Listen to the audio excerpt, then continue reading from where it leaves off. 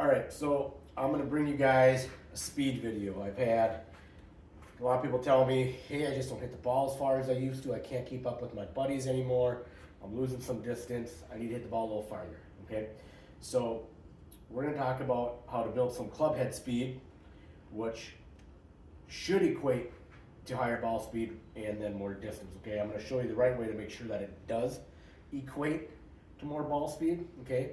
And not just club head speed, because that gains us nothing, okay? So in this video, I'm gonna show you a series of different things, and if you're not doing all these things, you could be losing out on 25 yards with a driver.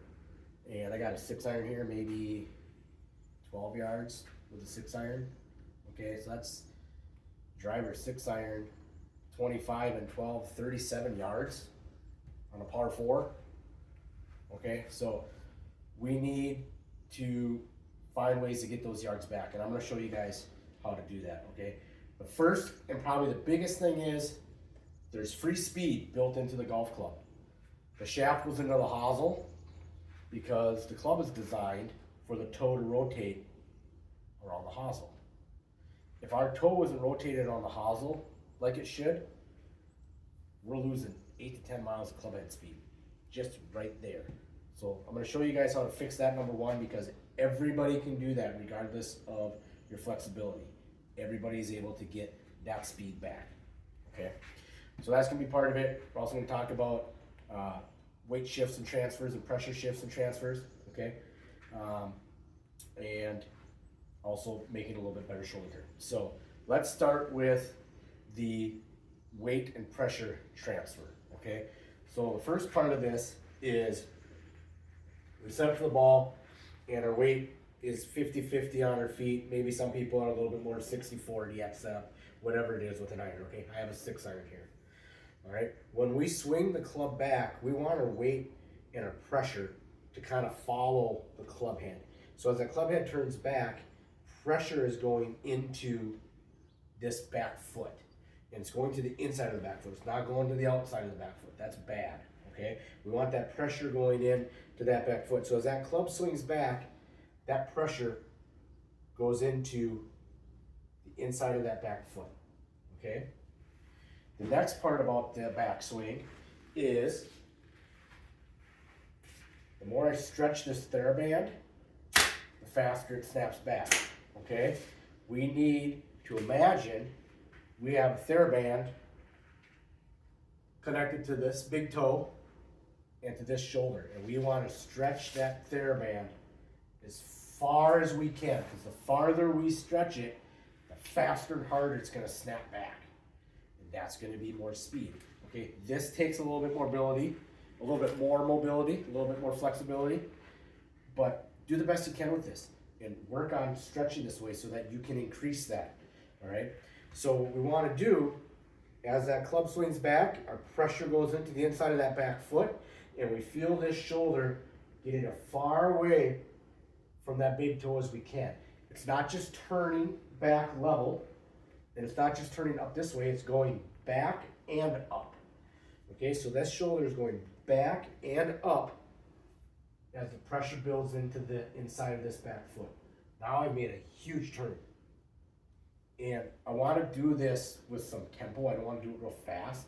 Slower is better, because the feels and mentally and psychologically, the slower you do that, the more you feel that imaginary band is stretching and gaining energy so that we can snap through, okay? So that's the first part of that, all right? So we get all our pressure on the inside of this foot, we make our big shoulder turn. Now we got to get it going back this way. So we need to push off, compress the ground, push off with the inside of this foot, and get the pressure going into this front foot. Okay, so you can see my hips slide laterally just a little bit as I move that weight over. Okay, and then they start to turn. Okay, so I'm kind of pushing off with this back foot, getting the pressure going back into this foot as I start to turn. Okay, now I feel all that pressure on the inside part of my foot here and kind of back into my heel. Okay, so now I'm compressing the ground with this foot. okay? That's important because we can press the ground with this foot as we come through. Now we start to strengthen that leg up, and that creates whip at the bottom of the club head. And that whip is gonna give us some more extra speed. We've lengthened our swing. We've given the club head more time to build speed by getting our shoulder farther away.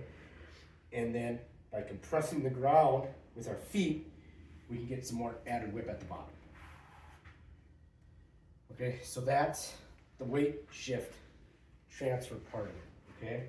Now, we have to use our hands correctly, because if we just simply do that and we don't use our hands correctly, we're missing out on yards, and we're missing out on ball speed because we're probably adding loft to the club down at the bottom, and we might be missing right. So we need to get that club more square, and we need to get it de-lofted so that the increased club head speed will translate into ball speed, right? So the next part of this is using our hands correctly, okay? So as we swing back, the pressure goes into this back foot. My thumb is on top of the shaft, okay? It's not like this. It's kind of on top of the shaft. We swing up to the top, and now the thumb is under the shaft, and I've created a lever here. Free speed. That lever is free speed, okay? Now, you're gonna say, Josh, you're at the top there, and your wrist isn't flat or bowed. It's a little bit cupped. Are supposed to have a flat bowed wrist? Well, some people can get away with that. People that are tall, because they have plenty of time for the club head to build speed. People that are freaks of nature like Dustin Johnson, Brooks Koepka, they can probably get away with that. But we need to swing the club more like Rory. All right, Rory is 5'9", 175, and he's probably the second longest driver in the world. Well, that's plays professionally. That's not a long drive guy, right? Okay. He's letting that club, that thumb, get under that shaft at the top. Yes, it may look like I'm creating a little bit of a cup there, but that is really more to do with my grip. Okay, if I grip the club neutral or kind of weak in my hands, and I let that thumb get up under the shaft, it looks pretty flat, doesn't it? But I want you to have a little bit stronger grip, because that's some more free speed, okay? So we want that club to lay in our fingers a little bit more, and our thumb gets onto the side of the shaft a little bit, not just directly on top, but a little bit on the side, all right? Now when I look down, I see this knuckle, I see this knuckle, and most of this third knuckle. That's without moving my head. If I move my head, I can see all my knuckles, right? But if I keep my head still, like I would be at setup, and just move my eyes, I see this knuckle, and most of this one. And if you look, this line created by my thumb and my hand is pointed at my shoulder. That's what we're looking for. That's gonna be a little bit stronger than neutral grip. We don't want it to be mega strong where I can see now all four of my knuckles, because now we're gonna be fighting a hook. But just, 2.5 is kind of what we're looking for, maybe 3, okay? That's gonna allow us to get that thumb under the shaft, okay? Now, we're gonna push off with that back foot, get a pressure going into our front foot as we turn down. Now, if you look, club face is open, isn't it? So if we've built speed, it's gonna be a really fast swing, but because that club face is open, we're losing ball speed. We're adding loft to the club, it's going higher, maybe even a little right. So we haven't gained anything yet. So we need to still increase our ball speed by improving our contact. Okay, so what happens is, even though I'm doing my weight shift and everything correctly, and I'm getting the pressure in the front foot correctly, and my downswing is good, that club face is open, because using your body correctly opens the club face. So we have to fight that. And the way we fight that is by getting this cup out of there. And we do that on the way down in transition. So as we push forward to our front side, we let this happen. This wrist just goes like this, okay? Look at the difference that makes. Now if I get that wrist flatter, look at how much that club face changed. Now we're in a position where we have the dynamic loft correct on the club. The club is nice and square. We got all our pressure on our front foot. We can leverage that ground, compress that ground coming through, and just let those hands continue to fly through as that back of that hand turns down from the top. We want to do that right away from the top. as we push off with our back foot. Okay, that's gonna build a ton of speed. We're getting speed from the rotation of the club face. We're getting speed from compressing the ground. We're getting speed because we added another lever. A whole bunch of speed from a bunch of different places. You add them up together, it makes a big difference. Okay? So remember, when you do that turn, that weight with the iron stays on the inside of the foot. We're not falling out, okay? And it's gonna stay on the inside of the foot. We're not gonna fall out with all the clubs. But with the driver, it is a little bit different, okay? When we set up with the driver, one of the first things we're gonna do, obviously the ball is more on our front foot, and we're gonna get our shoulders aligned a little bit more like this so we can hit up on it. That's gonna give us a better launch window. It's gonna take some of the spin off the ball. We're gonna hit higher with less spin equals more carry, more distance, okay?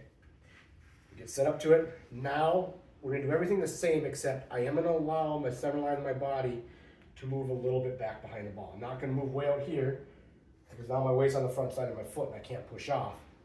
But I am gonna let my head and my sternum follow the club head a little bit on the way back. You can see even my heel came off the ground a little bit now, okay? That didn't happen with the irons. But that weight is still on the inside of this foot so that I can still push off. That pressure is still on this inside of the foot so I can still push off and get the pressure going back into this foot. And then as I do that, I'm strengthening that club face with my hands, right? And then I'm pushing this foot into the ground and I'm pushing up and creating that whip at the bottom. And if you watch a guy like Justin Thomas, he's tallish, 6'1", probably weighs 170 pounds soaking wet. I don't think the guy's ever touched a weight in his life, right? No offense, Justin. But he's jumping through the shot, right? I mean, his feet are coming off the ground. That's how much he is putting pressure and force into that ground. And that's creating whip at the bottom. That ball is going a mile. Okay? So those are things you need to work on. All these things, try to do as many of them as you can because each one of them adds a little bit of speed. All right? And if we add them all up, we get a little more speed, a little bit more speed, a little bit more speed. One other thing you can try, I would only probably do this off a tee box and also only if I had a lot of room for miss. You can think about swinging your arms faster too. If I was throwing a ball and I did everything correctly, I could lose speed by not moving my arm fast enough, right? I can make that ball go a lot faster if I swing my arm faster. Same thing with the golf swing. If we do swing our arms a little bit faster, especially through that hitting area, we can pick up a little bit more speed again. Play with it a little bit though, because some of you may just get a few extra yards at more left or more right. Okay, that can bring some accuracy issues into play, but I would still try it and work with it, and maybe you'll be like me. I do get a little bit more speed swinging my arms faster without too much of a loss of accuracy, but that's not the case for everybody. So you can also try swinging your arms a little bit faster, play around with this, have some fun with this. You transfer your pressure and your weight correctly, and you hinge, and you rotate your hands, you're going to be amazed how much farther you hit the golf ball. It is going to be so much more fun. So take this out the range, give it a good practice, and have some fun.